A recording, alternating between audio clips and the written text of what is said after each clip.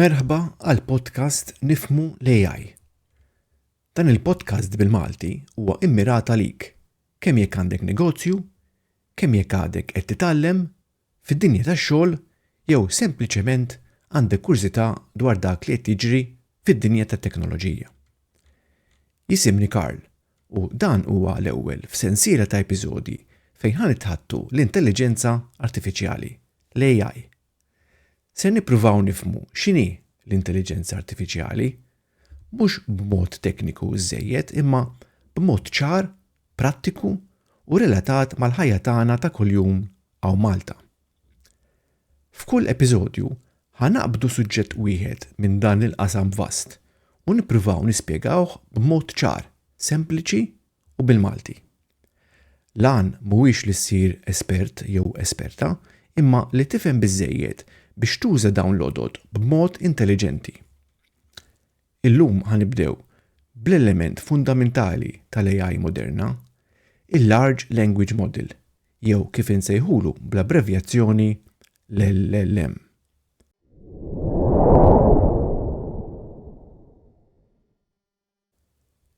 Probabbilment diġà użajtu, forsi ktibt mistoqsija f'ChatGPT, jew staqsejt lil Siri, jew forsi Google temmilek is-sentenza qabel spiċċajt tikteb. Dak kollu kien LLM. U x'aktarx, lanqas kont taf xi jfissru dawk it-tliet ittri. Imma llum se nibdlu dan. Għax la darba tifhem x'inhuma verament dawn is-sistemi. Tibda tħares lejn il-mobile, il-computer u anke affarijiet oħra b'mod kompletament differenti. Mela, nibdew mill-bidu. X'inhu eżatt Large Language Model? Ejja naqsmuha. L-ewwel kelma, language, jitratta l-kliem, jaqrahom, jiktibhom u jifhimhom skont il-kuntest. Large. Hawnhekk nitkellmu mhux ftit data imma ammont enormi, biljuni ta' paġni, websites, kotba, artikli, Wikipedia, aħbarijiet, forums, kollox. Model, bawn importanti, mhux moħħ bħal tagħna dan, huwa modell matematiku, sistema kbira ta' kalkoli li talmet tbassar u kif taħdem il-lingwa. Din is-sistema talmet taqra, tikteb, tikkonversa, titraduċi u tifhem il-lingwa tal-bniedem b'mod naturali u b'mod li jagħmel sens. Ħanatu idea ta' l-ammont ta' data li dawn is-sistemi jiġu mrawma bihom. Dawn jieħdu bejn ftit u ieħor ġimgħat għal ftit xhur biex jiġu mrawma.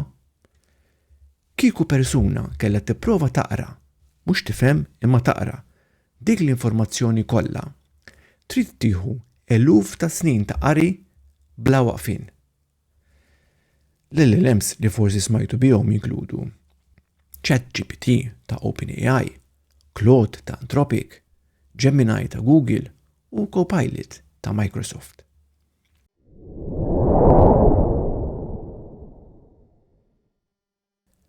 Ħanużaw analogija biex nippruvaw nifhmu aħjar kif jaħdem dan kollu. Immaġina student li qara kull ktieb li hawn fid-dinja. Mela l-librerija tal-Università ta' Malta, l-arkivji tal-Vatikan, kull gazzetta, kull artiklu, kull diskussjoni online. Ma jiftakarx kollox b'kelma b'kelma, imma għandu sens qawwi ħafna ta' kif taħdem il-lingwa u kif iwieġeb il-mistoqsijiet. Dak huwa LLM. Issa, meta inti tiktiblu xi ħaġa, mistoqsija, talba, problema, u jaqra dak li jkun batlu u jibni risposta tiegħu b'kelma b'kelma. Kull darba jagħżel dik il-kelma li tagħmel l-aktar sens skont dak li tkun intqal qabel. Pereżempju, jekk is-sentenza tibda il-kapitali ta' Malta hija, il-mudell jikkalkula x'hemm l-aktar ċans li tiġi wara. U ovvjament il-kelma tkun Valletta. U allura tgħidli x'inhi d-differenza minn kif jitgħallem il-bniedem. Dawn is-sistemi m'għandhomx esperjenza personali jew sentimenti u xi kultant ukoll bħal bniedem jista' jkunu żbaljati, anke meta jidhru ċerti. U din importanti ħafna u ħanerġgħu niġu għaliha.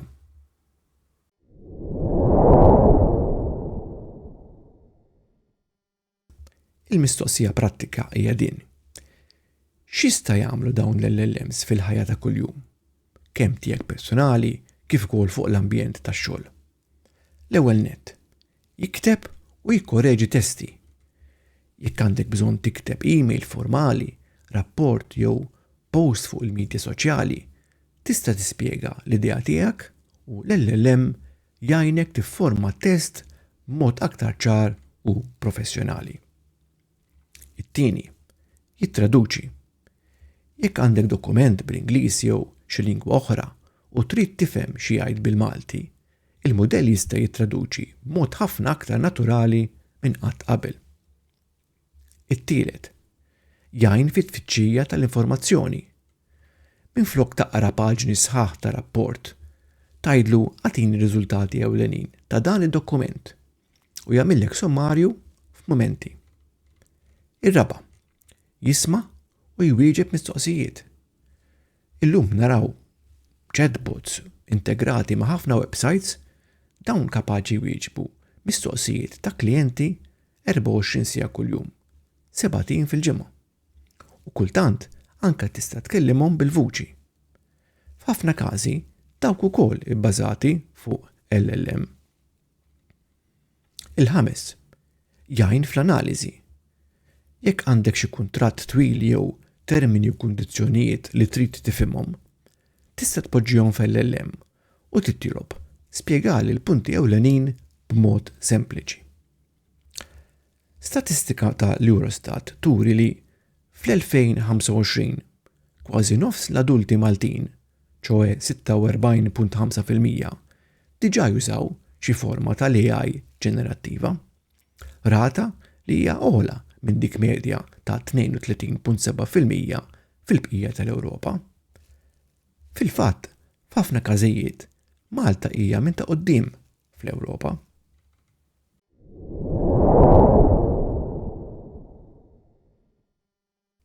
Issa, ejja nkunu ċari, dawn is-sistemi mhumiex perfetti. Sakemm ma tkunx mibnija apposta, l-AI ma żżommx memorja bejn chats li jkollha miegħek. Kull darba qisha qed tiltaqa' miegħek għall-ewwel darba. Ejja nagħtu eżempju. Immaġina turist fil-belt u jistaqsi fejn nista' nikol xi ħaġa tajba tipikament Maltija. Persuna lokali tkun tista' tgħidlu mur sal-birgu u hu ħobża biż-żejt, sempliċi, tajba u tradizzjonali. Dik il-persuna lokali qed tuża l-esperjenza personali tagħha. L-LLM jagħmel xi ħaġa simili, imma minflok esperjenza juża dak li qara, reviews, blogs, artikli. U iva, ħafna drabi jkun korrett, imma xi kultant jista' jiżbalja. Pereżempju, jista' jirrekomanda xi post li ilu magħluq. Din tissejjaħ hallucination. Dan il-fenomenu fil-qasam tal-AI li bil-Malti nistgħu nsejħulu alluċinazzjoni ifisser li l-AI kultant jiġġenera risposta li tinstema konvinċenti u fluenti imma ma tkunx vera. X'jiġri eżattament? L-AI ma jafx il-fatti bħalma jafhom il-bniedem u jiġġenera t-test ibbażat fuq dak li statistikament probabbli li jiġi wara. Allura jekk mhux ċert ħajtik dak li forsi jaħseb li tkun l-aħjar tweġiba u jgħidilek fiduċja, anki jekk din tista' tkun falsa.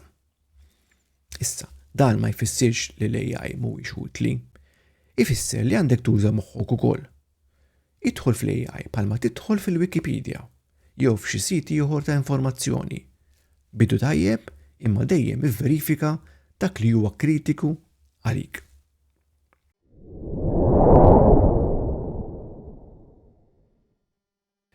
Mistoqsija oħra li spiss issir li hija meta nuża l-AI, fejn tmur id-data tiegħi? Din hija mistoqsija valida ħafna.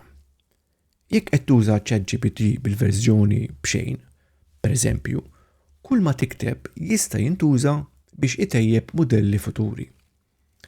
Fil-fatt taraw li ta' spiss dawn id-ditti bħal OpenAI joħorġu modelli varji, ChatGPT 5, imbagħad 5.1, 5.2, eċetera, eċetera. Jekk imma qed tuża xi verżjoni kummerċjali jew enterprise, ġeneralment ikun hemm ftit aktar protezzjonijiet. Il-kunsill prattiku huwa dan. Qatt tikteb fl-LLM pubbliku informazzjoni personali jew sensittiva bħal numri tal-ID, dettalji tal-bank, passwords jew data konfidenzjali ta' klijenti. Uża l-AI għal kompiti ġenerali u kreattivi u dejjem żomm id-data sensittiva protetta.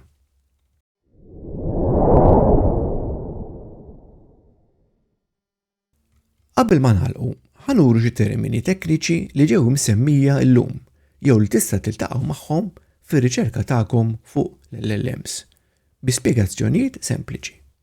Mela, nibdew. LLM, mudell tal-AI imrawwem fuq test vast li jifhem u jiġġenera l-lingwa tal-bniedem. Token. Token huwa unità żgħira ta' test bħal kelma jew parti minn kelma jew simbolu li l-mudell tal-lingwa l-LLM jaqra u jipproċessa. Hallucination jew alluċinazzjoni. Meta l-AI jiġġenera informazzjoni li tinstema' reali iżda tkun falsa.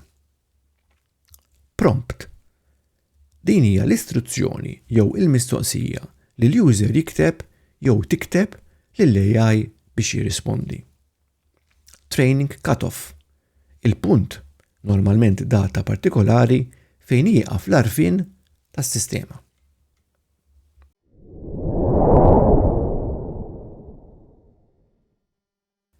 L-LLMs mhumiex xi maġija u lanqas huma xi periklu, huma għodda. U bħal kull għodda oħra, il-valur tagħhom jiddependi minn kif tużhom. L-AI hija parti mill-ħajja tagħna u li nifhmuha tagħmilna ħajjitna aktar faċli. Fl-episodju li jmiss ħanitkellmu dwar l-RAG, Retrieval Augmented Generation, jew kif l-AI tista' taqra id-dokumenti tiegħek u twieġeb mistoqsijiet għabbażi ta' dak li fihom. L-RAG hija wkoll il-bażi ta' chatbots li sekwit illum niltaqgħu magħhom f'portals ta' servizzi u anke prodotti.